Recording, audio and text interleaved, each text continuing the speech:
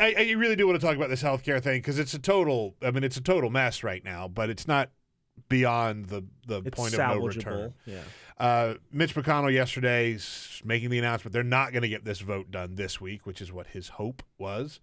So where does it go from here, Matt? That's the good question. Yeah, I mean, so McConnell's always had sort of a narrow pathway to doing this.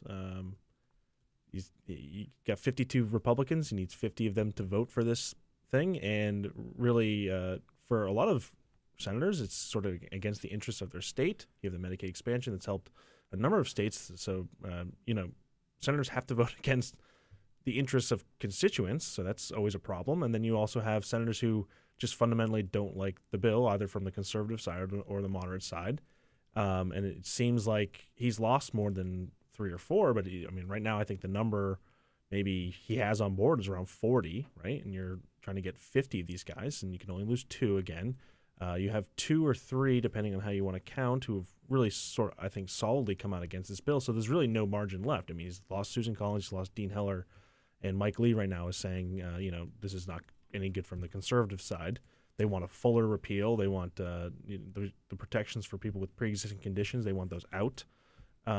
So what the changes what conservatives want are not going to appease moderates at all. Right. And the changes that moderates want, which are putting back Medicaid funding and protecting a lot of those things that the conservatives want to get rid of, it's just a difficult path to cut a deal. And I think John Cornyn had the quote of the day yesterday, which was something like, every time you get one bullfrog in the wheelbarrow, another one jumps out, and how folksy. Yeah, you can do it with a Texas charm, Well, and all of that is happening under the cloud of this being maybe the most unpopular piece of legislation I've ever seen. By the way, in my entire life. By the way, breaking news: Jessica Taylor from NPR put out. I have to find out where this failing NPR from the failing fake news NPR. Put out a poll of the popularity of the Senate health care bill. It's a new Post poll that just came out post-CBO. That is correct. It is, do you have the numbers in front of you? 17%. 17%. That is the approval rating for the Senate health care bill. 17%. What's amazing among Trump voters in this Post poll?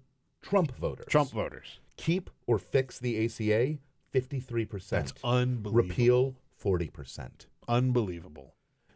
Overall, in Tennessee, 75% want to keep or fix the ACA. Oh, my God. In Tennessee, 62% say keep or fix the ACA. That's wow. Bob Corker, who is up for election this year, is going to love that number. Yeah.